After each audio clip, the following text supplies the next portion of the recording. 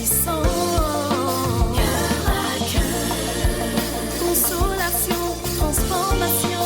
Cœur à cœur. Délivrance et joie. Cœur à cœur. Témoignage puissant. Cœur à cœur. Consolation, transformation. Cœur à cœur. Délivrance et joie.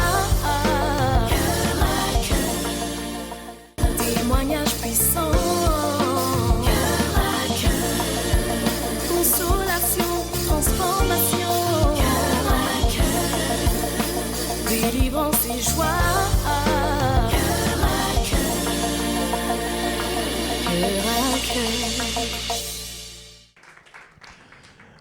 Nous avons écouté ces 3 femmes extraordinaires, des histoires de vie qui nous encouragent à ne pas être des lâcheurs, à ne pas abandonner facilement, à ne pas nous plaindre,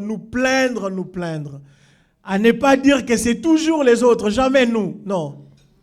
Elles se sont levées, elles ont pris les taureaux par les cornes. Avec le Seigneur, nous irons jusqu'au bout. Elles l'ont fait et nous sommes aussi capables.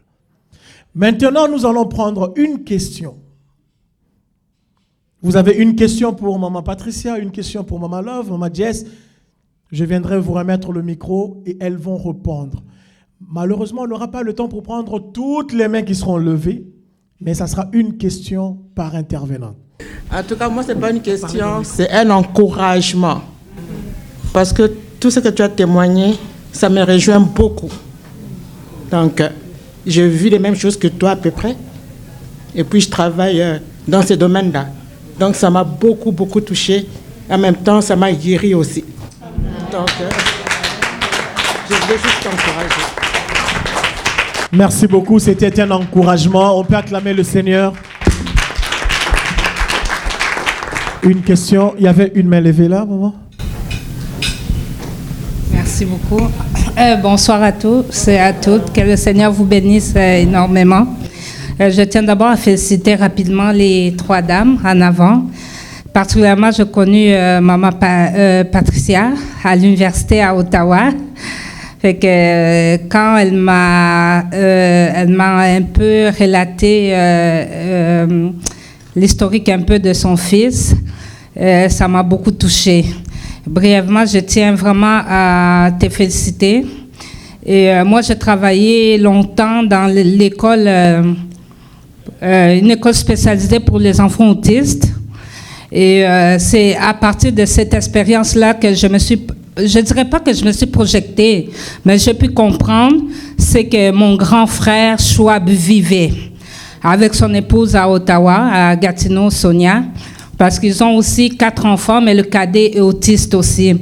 Et à travers leur expérience aussi, à travers l'expérience que moi j'ai eue, jusqu'à présent, je travaille toujours avec le groupe des enfants TSA et les enfants autistes à l'école là où je travaille à la Rive-Sud. Et je peux vous dire que c'est quelque chose. C'est vraiment quelque chose. Il ne reste chaque jour, quand je suis avec ces enfants-là, je dis toujours au Seigneur, Seigneur, fortifie ces parents-là. Fortifie ces parents-là. Seigneur, fortifie. Parce que parfois, avec les éducatrices, on se demande, mais comment font ces parents-là? Et c'est là où j'ai parlé rapidement un petit peu à l'école, hier ou avant-hier, de Maman Patricia. J'ai dit, je connais une dame aussi congolaise. Si un jour à l'école, on peut organiser quelque chose, la faire venir pour qu'elle puisse donner son témoignage. Et ce qui est très touchant et très, bon, pas touchant, mais son courage d'abord en tant que monoparental. Parce qu'élever un enfant autiste sans un conjoint à côté, je peux vous dire que c'est très difficile. Mais avec le Seigneur, tout est possible. Ma question rapidement, c'est ceci. Moi, je m'en vais tout droit au but. Est-ce que pour toi, ça a été, tu as eu quand même une période de deuil? Quand par exemple, on avait diagnostiqué l'enfant, ça a été combien de temps ça a duré ta période de deuil? Est-ce que tu as eu une période de deuil et combien de temps ça a duré? C'était ça ma question. Merci. Merci beaucoup, Julie. Merci beaucoup.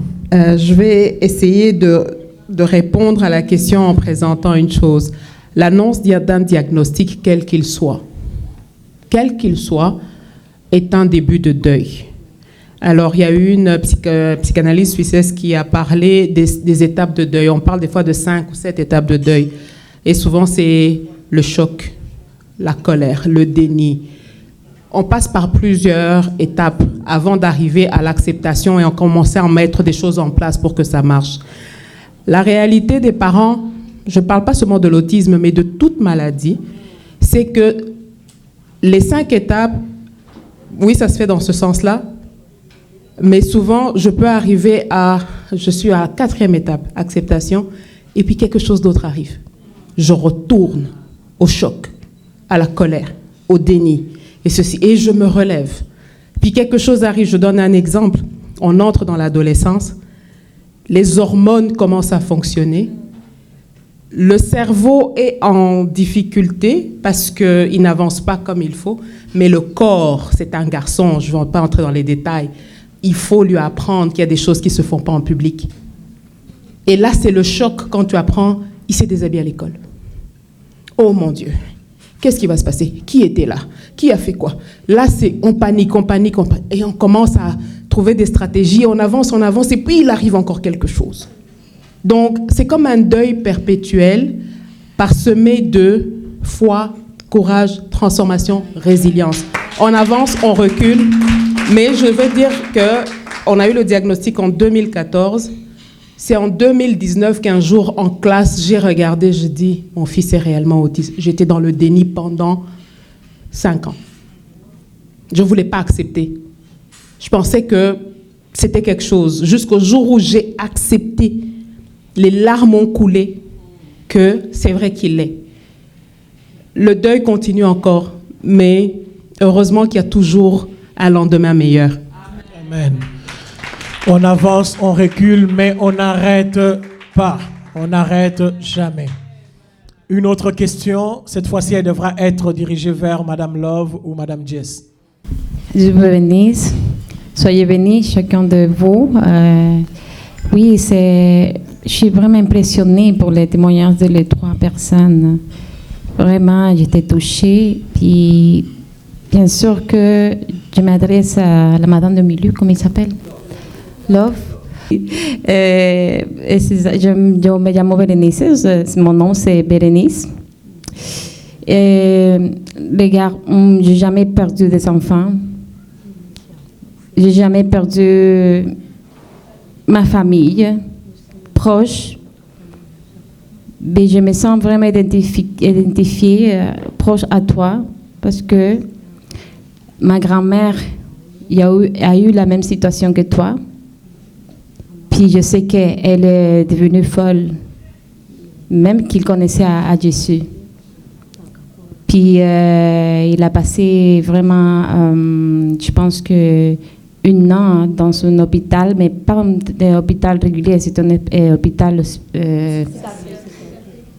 yes, mais il s'est relevé vraiment de ça. Dieu l'a élevé de ça. Puis ma question c'était... C'est combien de temps, comment est-ce que tu as réalisé? Je sais que c'est le bon Dieu que t'a donné la force, mais quand est-ce que tu as dit c'est fini? Je ne peux pas pleurer, je ne peux pas être dans la souffrance. Ça t'a pris du temps, c'était quand le moment que tu as vraiment reçu la délivrance de la souffrance? Hein? Quand? Sema. Ile yunasema ni kipindi kenye haiko rahisi. Ce que tu viens de dire, c'est quelque chose qui n'est pas facile. Parce que kule kusante mandale kote nilijishtuka kanishafika kusante mandale. Je suis passée par là. J'ai parlé brièvement, mais je suis passée par là. Nilimaliza kusante mandale 7 mois. Je suis restée dans le santé mentale pendant 7 mois. Goma. Oui. À Goma. Mais kia mzuri zaidi ukipata probleme sema tu kuko maprobleme zi mtu anapata kuna kwa makali. Sasa mimi Love nilikuwa kanishageuka sawa simba. souvent, quand on a des problèmes, on devient très, très nerveux. Moi, je me comparais au lion. J'étais nerveuse comme une lionne. Mais ilifika wakati yenye nilijikubali kwanja. Il y a eu un temps que je suis retournée à moi-même, que nikaona mie peke njo mimi naweza jipatia dawa mbele ya kila daktari kunitangulia. j'ai dit c'était moi-même qui devais me guérir avant que chaque médecin puisse m'aider. Parce que ilikuwa nafika kila muda ta gisi kwa mfano tunaangaliana na huyu kaka. Pale tu mimi naweza mvamia make unaniangalia juu vikwe namna gani. J'étais ceci en regardant par exemple le monsieur qui est en face de moi, on se regarde seulement nos yeux, c'est quoi, je lui dis tu me regardes pourquoi? Mais wakati yenye nilijitambua nikakuta na kupartager na watu ilikuwa dawa yangu ya kwanza.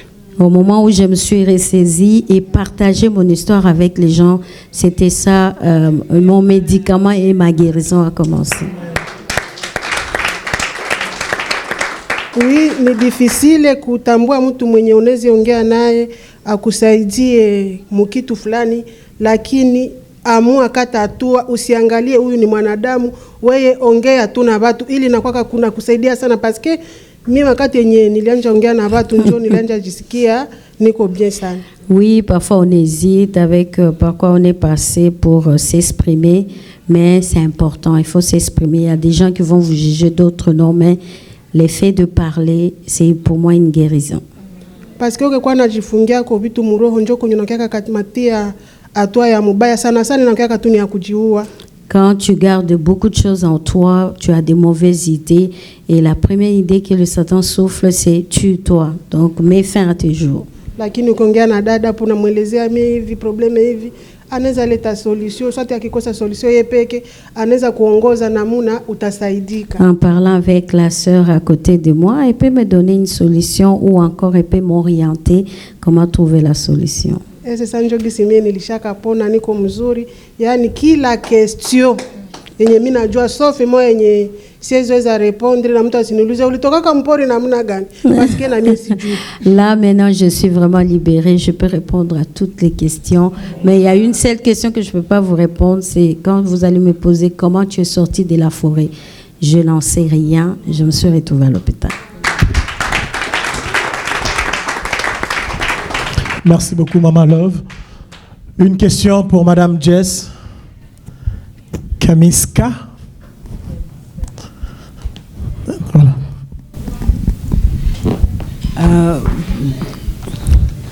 Ma question, c'est, je peux te tutoyer, tu as grandi dans tout ce qui était tradition, et puis il y avait Jésus. Est-ce qu'il y a eu un conflit ? Est-ce que tu as grandi avec un conflit à chaque fois parce que tu sais d'où tu viens, tu sais quelles sont tes traditions, tu sais c'est quoi ton patrimoine, et après il y a Jésus. Est-ce que c'était difficile de... Parce que tu voulais, toi, les traditions. Et après il y avait Jésus. Comment est-ce que tu as vécu ça? Alors ça c'est... Ah, tu vas loin. Mais non, c'est intéressant. En fait, quand je dis tu vas loin, c'est intéressant en fait. Comme disait Maman Love, là, il y a certaines, parfois, le témoignage, on court avec le temps. Ce que tu dis, c'est important en ce sens où, en Afrique, pour ceux qui le savent, tous les vendredis, le beau-père de ma défunte mère était traditionnaliste. Donc, on avait un temple à la maison. Donc, les sons des tambours et tout ça, c'était fréquent. Il y avait des initiations, il y avait des on va dire quoi, des cultes tout le temps chez moi. Et la grâce que j'ai eue, c'est que dans les années 90, quand les gens viennent, c'est pour l'important de faire le porte-à-porte, d'annoncer l'évangile. Et quand moi, j'avais une santé fragile, vous connaissez les histoires de protection. Moi, j'ai eu des protections. J'en ai eu des incisions, c'était à base des œufs, des choses comme ça, de miel et feu, il fallait manger. J'ai eu des bains, j'ai eu tout ça. Tu comprends? Je vais dans ta question, c'est ça? Ok. Donc, j'ai vécu ça. Et la grâce que j'ai eue, c'est que quand quelqu'un vient annoncer l'évangile à ma défunte mère, on l'invite, mais comme j'étais petite, elle était pour des vacances, elle m'amène avec elle à l'église. Et arrivé à l'église, c'est pour dire aussi aux parents, n'excluez pas vos enfants dans vos cheminements de la foi. Parce que même si l'enfant a 1 an, 2 ans, l'esprit n'est pas petit. Parce que Dieu est capable de parler à un enfant. Vraisemblablement, à 1 an, 2 ans par là, je suis allée à l'église, dans une église. Je ne me rappelle pas du message, mais je me rappelle de Alléluia, patati patata. Et un jour, quand nous sommes revenus à la maison, je n'étais plus la même. Dieu avait impacté l'esprit d'un enfant de 2 ans. Et c'était moi. Et j'y vais 2 ans, 3 ans, pardon, mais mettons 3, 4 ans, d'accord? J'y vais à la cuisine pour prendre de l'eau. Et j'entends la première fois une voix. Je sais que c'est Dieu qui m'avait parlé.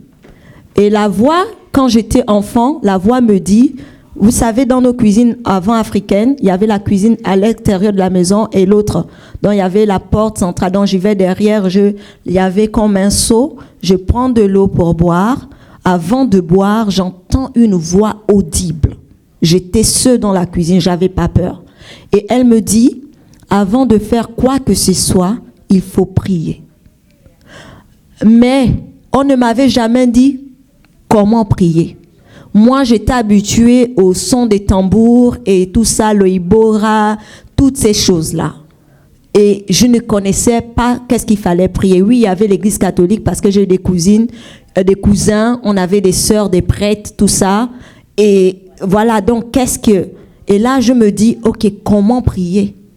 Et là, je me rappelle, Alléluia, Amen, Amen. Je fais Alléluia, Amen, Amen. Je bois de l'eau. C'était ma première prière. Ce qui fait que quand ma mère, dans son processus, on l'amène, elle va genre, on l'amène pour faire la délivrance à ma mère. Il commence à chasser des démons, ça se manifeste. Et là, on lui dit, il faut renoncer. Un peu comme dans Thessaloniciens, on dit, quand l'apôtre Paul dit, je me réjouis de ceux que, quand vous avez cru, vous êtes détournés de la puissance des ténèbres pour servir le Dieu vivant et vrai, et vous avez renoncé même en brûlant vos livres de magie. Et là, donc, lors de la cure d'âme, c'est vraiment important de faire ce système-là de cure d'âme, d'entretien, avant de prier pour quelqu'un, de voir un peu le background de la personne familiale. Et lors des entretiens avec ma mère, les gens qui l'ont suivi se rendent compte qu'il y a des protections, il y a des gris-gris. Donc, ils lui disent, tu vas accepter le Seigneur, il faudrait renoncer. Et elle dit, oui, mais j'ai des gris-gris. Donc, sans le vouloir, elle fait comme Gédéon. Donc, elle vient à l'insu de son beau-père. Elle prend tout le sac des talismans, des cordes qu'on avait. Quand il pleuvait, il ne fallait pas que ça touche l'eau. Donc, au lieu que c'est le fétiche qui nous protège, c'est nous qui protégeons le fétiche. Oui, il y avait tellement des interdictions, oui. Quand il pleut, faut pas que ça touche de l'eau, parce que ça touche de l'eau, c'est compliqué. Donc, si ça pleut, tu as le fétiche, tu es obligé de rester dans un coin. Et il ne faudrait pas, etc., pour les génies. Donc, à l'insu, ma mère prend tout ça, et elle fait un voyage. Elle va dans une autre province, et l'on lui fait la délivrance. On brûle toutes les choses, là, au nom de Jésus, c'était compliqué. Et quand elle finit la délivrance, quand elle voyage, elle ne dit pas à la maison qu'elle va pour faire la délivrance. Et après sa délivrance, séance tenante, elle reçoit le baptême du Saint-Esprit, on la trempe dans de l'eau et quand elle revient à la maison, ça c'est l'un des beaux moments de ma vie, l'un des souvenirs qui m'a été gravé en fait. C'est que quand ma mère rentre à la maison, son beau-père, mon grand-père, dit à ma grand-mère, ta fille c'est une sorcière. Lui qui est le grand tradit praticien, qui est craint de tous. Il dit, c'est une sorcière. Et je ne peux pas garder cette fille chez moi. Soit tu sors ta fille et ses petits-fils, parce que je ne les vois plus. Mes génies m'ont battu.